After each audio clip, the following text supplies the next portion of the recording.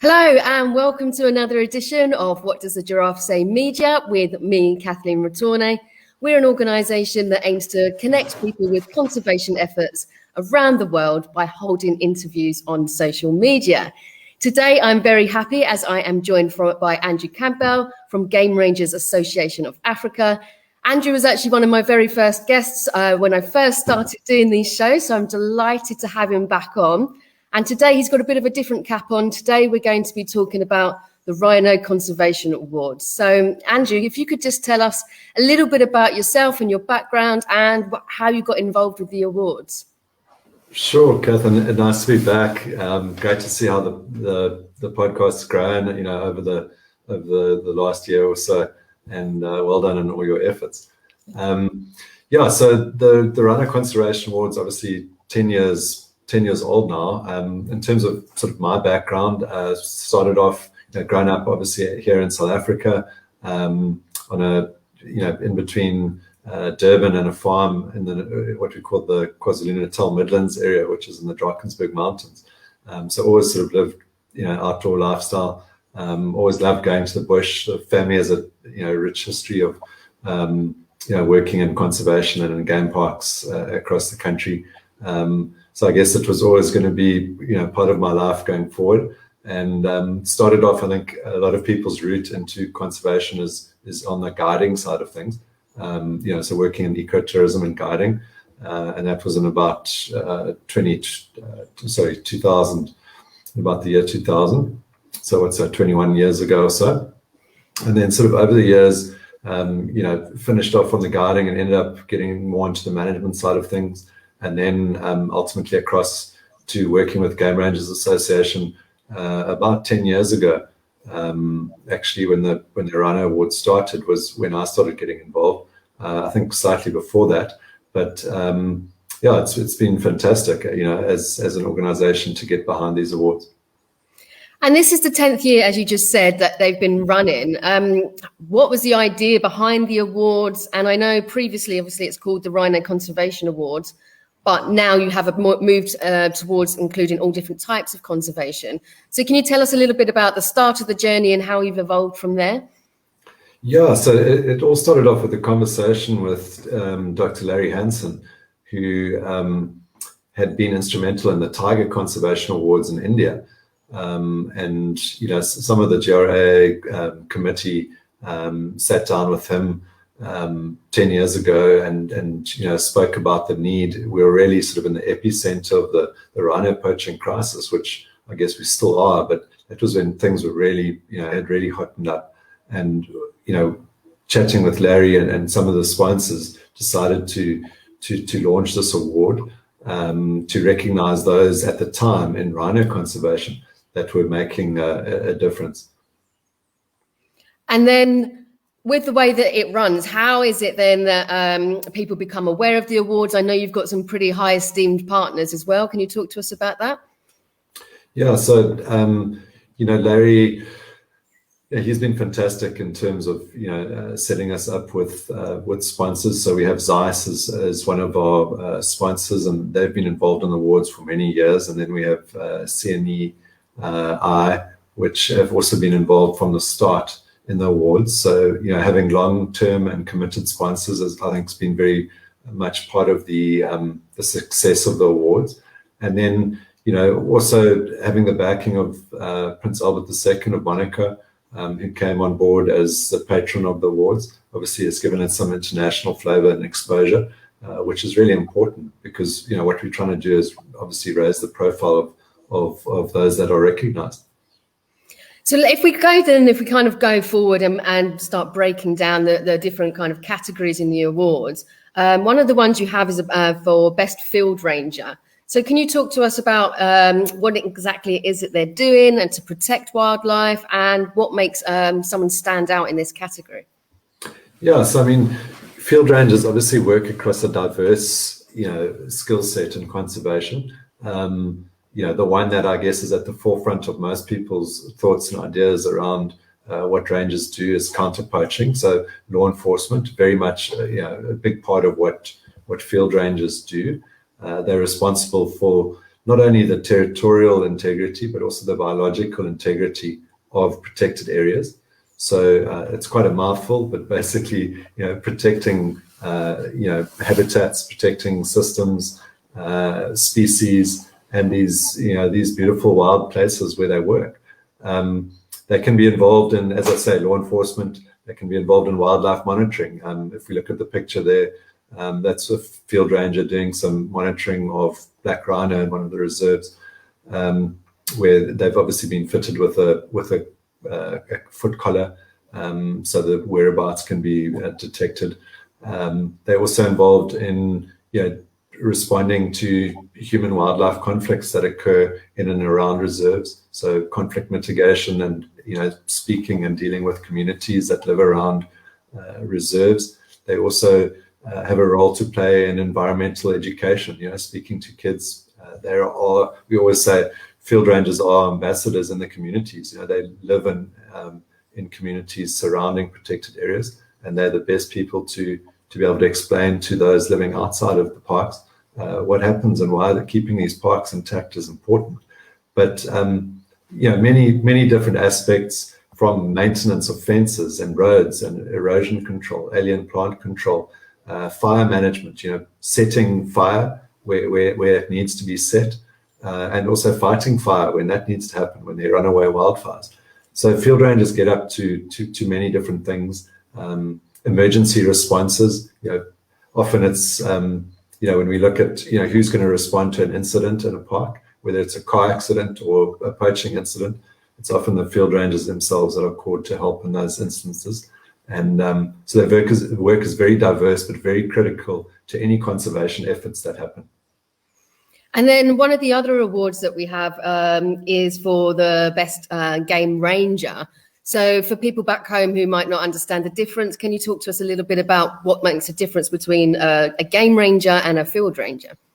Sure. So a field ranger would obviously spend the most of their time out on patrols or working in the field itself. So, outside of office work. A game ranger we view as someone being more on the management side of things. A huge proportion of their work would be outside, would be working out in the reserves and protected areas that they work, but they would have a supervisory or a management level position. So they would have a number of field rangers that might report into them, and that essentially is the difference between the two. Okay, excellent, thank you. And then you also have conservation team. Can you talk to us about what that entails? Have you got any previous examples of past winners there? Sure. So, a conservation team, we've sort of renamed this category since last year. It was called conservation practitioner, but I think conservation team actually sums it up a bit better than that. And here we're looking for a team of people that are responsible for, a conservation effort in a park. They must be employed, obviously, full-time, and they must be working in protected areas or conservation areas.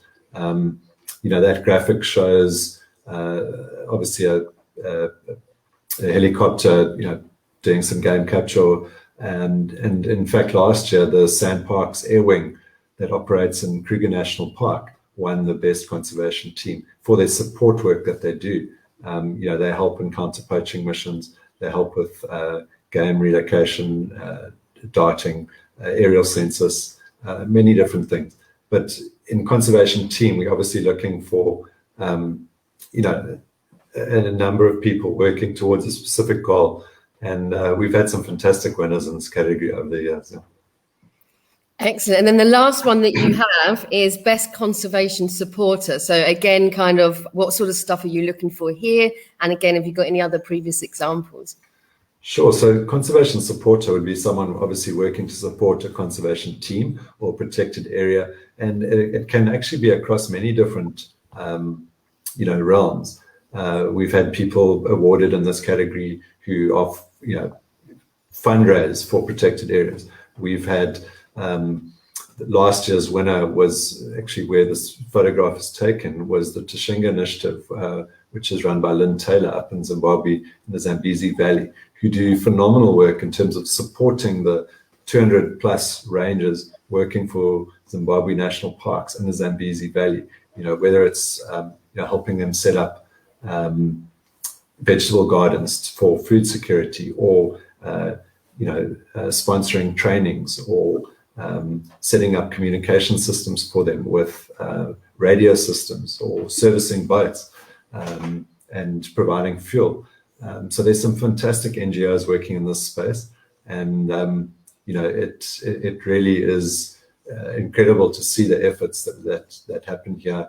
And once again, we've had some amazing winners over the years, ranging from people working in the courts. So we've recognized some of the top advocates here working against, prosecuting rhino poachers in South Africa.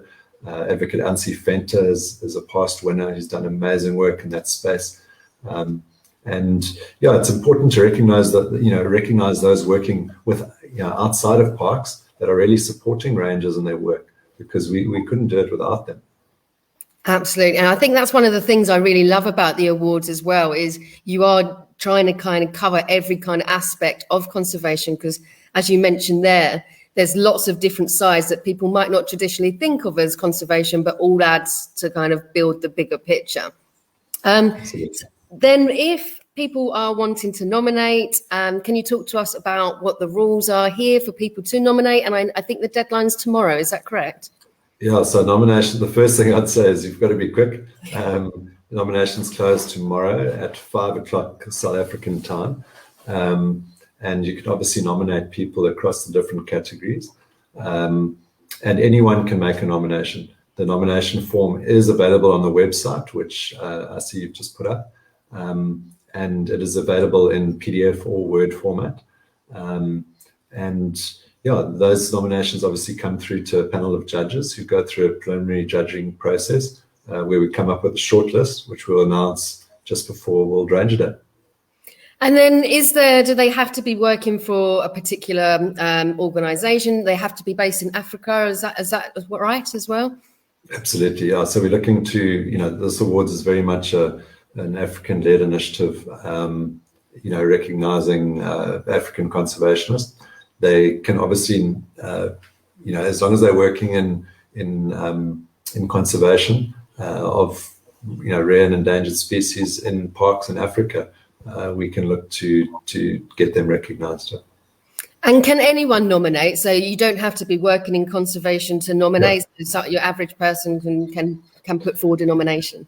Absolutely. We just don't allow self-nominations for obvious reasons, but anyone can nominate someone that they might know, someone that they've heard of. Obviously, it does really strengthen the nomination to know intimate details of the work that they've been involved. One of the things we look at is, and for me is really important, is the odds against which the nominee has worked, because it's relatively easy in some instances to work where you have the resources, where you have the funding, where you have the support to do your job. What really separates out some of the winners over the years is the odds at which, against which they work. And for me, of the sort of 5 sections of the nomination form, that's always a really interesting one to see. So, because the challenges in some areas are really immense. Yeah, I completely agree. So if you are watching this back home, then please do go and follow them on their page and have a look at the website as well to nominate. These awards do really help make a difference. Actually, if you could explain to us how the awards have made people feel previously from the previous winners. Yeah, I think, it's really important. What we've managed to do over the 10 years is really highlight some people and organizations that hadn't been in the limelight. Often I think in conservation, those that get the limelight, it's a matter of who's got the best PR team and the funding to fund those. There's some amazing stories of some small projects and some rangers working in really remote areas that, have never been in the press, have never, been seen on Facebook or social media before, that are really inspiring. And for me, that, those stories are really incredible to see. I think in that, if we can help try and shine a bit of a light or spread the good news about the work that's done, conservation is one of those fields where the challenges are immense. When we look at the state of the world and the state of the environment today, and where we need to get to. But to keep motivation up and to keep as soon as we lose motivation of the people involved, we're really going to battle. So I think in some way the recognition goes to motivating people. It's been amazing. Over the years, we've managed to bring people down to an actual physical award ceremony and actually get to meet them and look them in the eye, which in this day and age is not possible, unfortunately. But that's been really special, is actually meeting some of these people over the years and congratulating them face to face around the amazing work that they've done. And it's incredible to think that sometimes people don't get the recognition, and they might not even get it from the organizations that they work for. But through someone seeing the work that they do, deciding to put in a nomination, it might be a colleague, it might be someone in management, or it might be someone totally outside of the organization that just becomes aware, and getting them recognized on a stage like this. And I think for me, what makes it important is you're recognized by your peers. Our judges are all working in conservation. Most of them are rangers themselves. They've been on the ground. They understand the challenges that these men and women have faced. And I think that's, makes it special, is to be recognized by your peers and your colleagues. I mean, you kind of touched on it a little bit just then, with the fact that obviously COVID's impacting everything and you can't now have the physical ceremony. What's your plans then once you have made the announcement and come to the decision of who the winners are? How are you then going to go about that? So, basically we'll announce the shortlist. So there will be three people or organizations recognized in each category who will be shortlisted. That'll be announced just before World Ranger Day to coincide with that. And for the next month or so, we'll celebrate, those people and organizations. We'll only announce the actual winners towards the end of August. At the moment, we're targeting the 25th of August or so to make that announcement. But for me, to make that shortlist is really significant when you look at some of the competition, and even some of those that don't make the shortlist. It's really they've still done tremendous work, just to be nominated in itself. But the shortlists are about celebrating those 12 candidates or nominees, and really trying to showcase some of the work that they've done. And it's fantastic that it coincides with World Ranger Day, because that's all about celebrating the work of rangers. So we'll keep that going, through social media, through press releases, through hopefully some interviews like this with those shortlisted candidates, and try and get other people to understand the work that they do and recognize some of the efforts and the odds against which they work. Absolutely. I think it's such a great initiative. We've got a question coming through from Emma Louise Edwards, and she's asking, do you think there will ever be a consideration for private reserves that don't get any funding but are carrying out excellent research and conservation initiatives and protecting a wide range of endangered species? Yeah, I mean, absolutely, Emma. We've had some private, reserves win awards or runner-up positions in the past. So a reserve like Phinda Private Game Reserve in KwaZulu-Natal, for example, was recognized a couple of years ago as a runner-up in the Conservation Team Award, which, the private sector is doing phenomenal work, as you say, and often, especially in the current times, are really stretched, because a lot of those models rely on tourism funding, which has, placed them in a real predicament.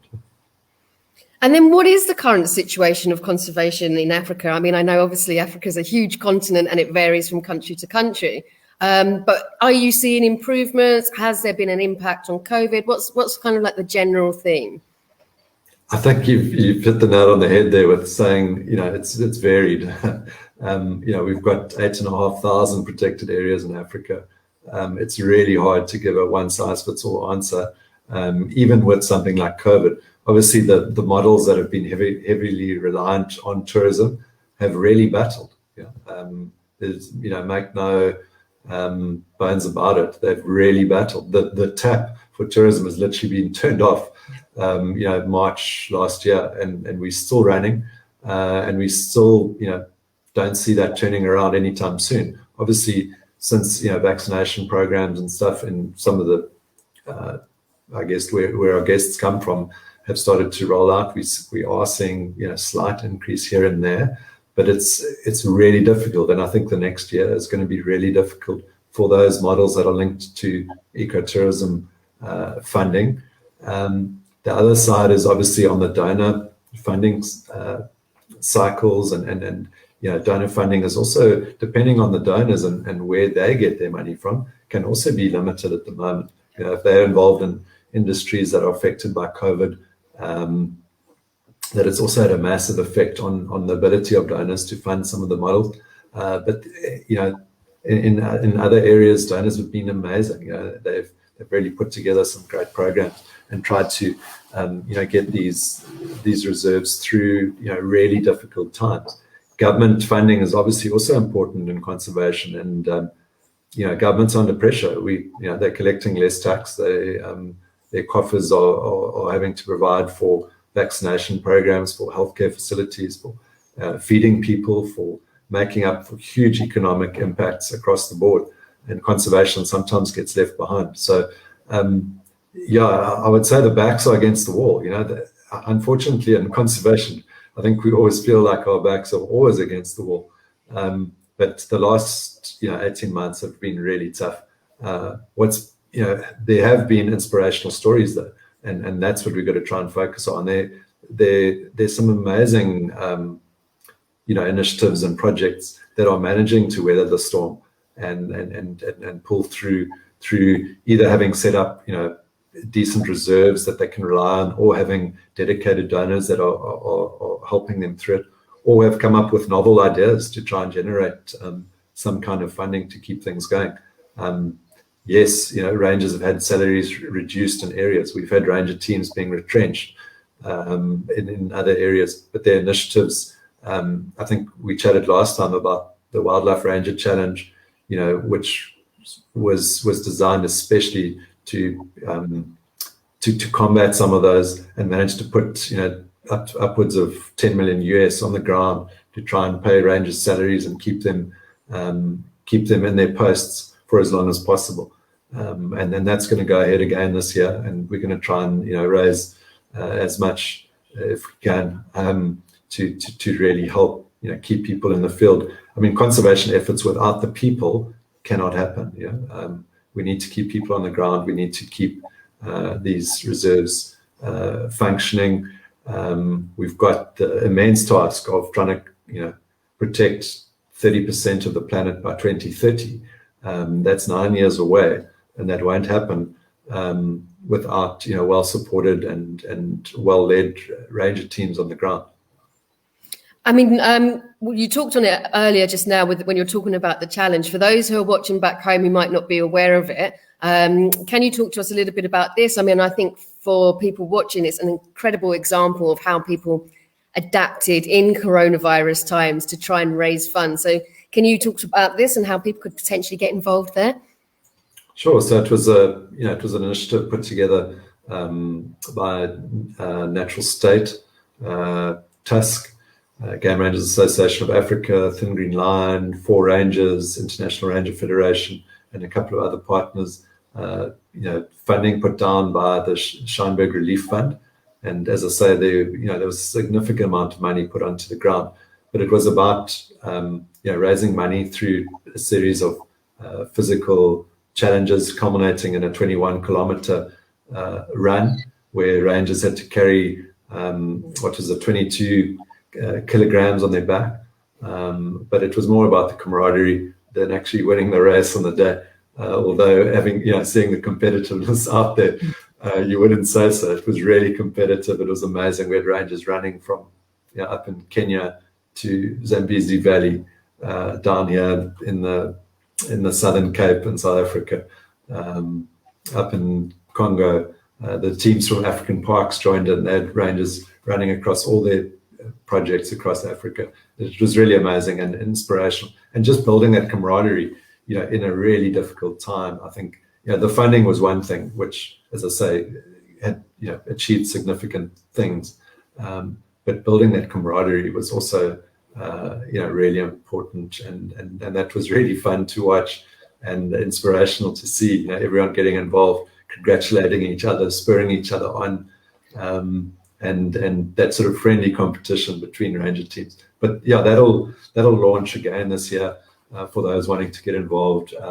Also around World Ranger Day, we'll be working with the other partners involved there to launch that again, and there'll be the opportunity to do your own run, whatever that may be. You don't have to carry the 20 kilograms, or if you would like to, you're more than welcome.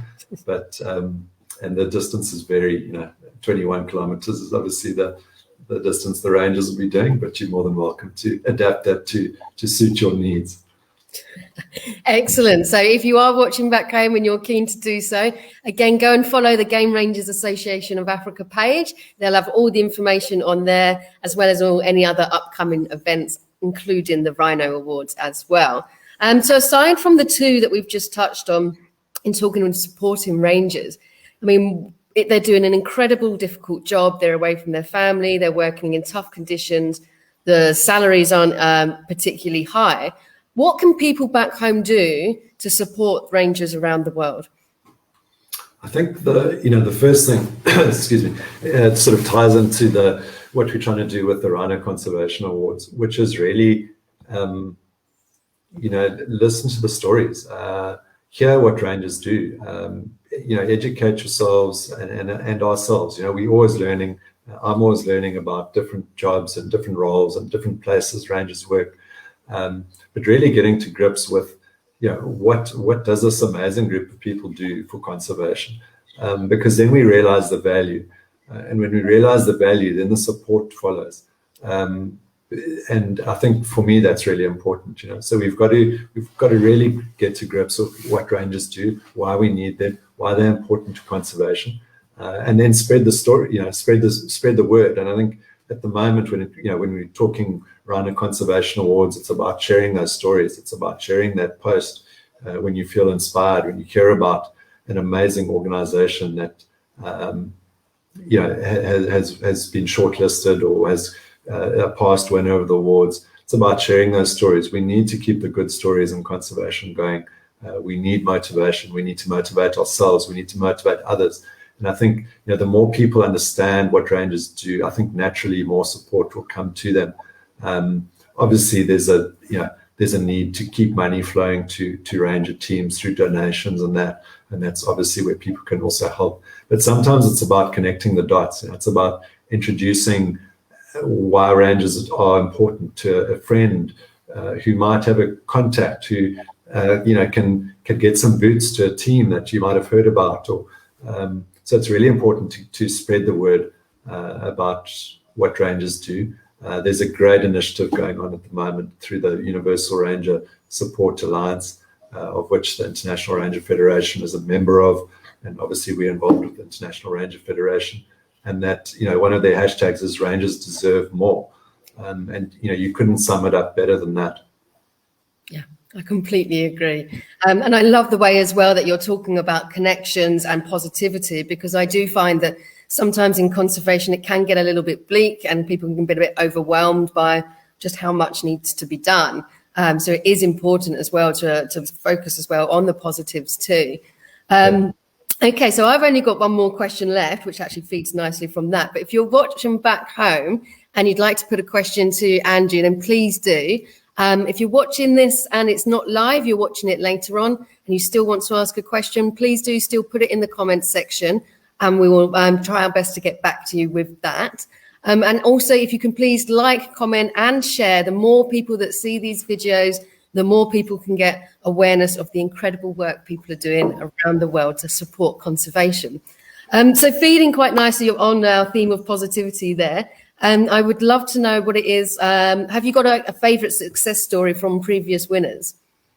Okay, so the disclaimer is not a favourite winner, because we don't want to be show any favouritism, but I think probably one of the most inspirational stories for me was 2018. We had just finished the African Ranger Congress, which was the first Ranger Congress hosted in Africa by Game Rangers Association. It was the first African Ranger Congress. It was supported by the International Ranger Federation and Thin Green Line and some really great organizations. But we had just been there. We had 105, 110 rangers from 20 or 15 or 20 different countries involved. And it culminated with coming down to the Rhino Conservation Awards and attending the event. And the winners for the conservation team that year was a group of rangers from Zimbabwe. They work in Save Valley Conservancy, the anti-poaching tracking specialists, ATS, and they do fantastic work. They're a small team. They work across a massive conservancy where we have over 6,000 people living in the conservancy. They have tremendous odds that they face. In Zimbabwe, land tenure has obviously been precarious for many years. They have to raise their own funds, and they work across a vast wilderness expanse of, I think it's around 230,000 hectares. And I was lucky enough that year to also go and visit them up there. And they were present. Bryce Clements and Charles Manzi were present at the awards, and just to see them recognized for that work, having seen it firsthand that year, having spent time with them. They've got some fantastic canine units up there, and just the dedication for the work that they've done was really special. And seeing them there in person to receive the award was great. They had some stiff competition that year, but it was great to see them recognized. I hadn't heard much about them up until 2018. We'd sort of heard that there was some great stuff going on up there. They've got a really amazing population of rhino that they protect in Zimbabwe, some of Zimbabwe's last rhino, and they just do fantastic work. And having spent time with the guys on the ground, you realize how much that meant. Charles and Bryce were obviously there in person to accept the award, but I know they took it back to Zimbabwe with pride and to Save Valley, and it was it was fantastic to see the recognition that followed after that. I love that, and I do agree. I think it's so important that we shine the light on all these different organisations, as you say, that people may not have been aware of before, because there are so many at all different sizes, and often it's the big ones, as you say, with the big funds that get their story out easier. So yeah, I think you're doing incredible work. So thank you so much. We've had some really lovely feedback as we've been talking. We've had people commenting from all over Africa, from America, from Europe and the UK. Everyone's supporting, everyone's really impressed with the work that you guys are doing. So thank you so much. And thank you everyone back home for supporting. As I say, please do spread the word and help raise awareness. And if you have someone in mind that you'd like to nominate, you need to get on it quickly because you need to do so by tomorrow. But just know that all the nominations are important, and it means a great deal for everyone that gets nominated as well. So Andrew, before we go, is there anything that you'd like to say before we wrap up? No, just thanks. Thanks to everyone. Obviously, that's been involved in the awards over the years. 10 years is, I guess it's quite a long time for this awards to have been going, and it's just grown from strength to strength. What we've managed to do last year, and we'll do the same this year, is to also, for the awards, to contribute back to ranger welfare. And this year, last year we managed to sponsor rangers with Ranger Protect insurance through this, because we managed to save a bit of funds from not having an actual event, and we put that back into sponsoring. I think it was 150 rangers with Ranger insurance, and we'll try and do the same again this year. And that's a sort of bit of goodwill coming back from the awards themselves.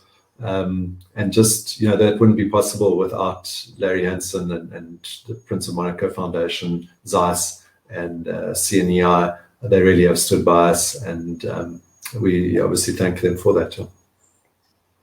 Excellent. Thank you so much. And then just very quickly, we had someone questioning what time nominations close tomorrow.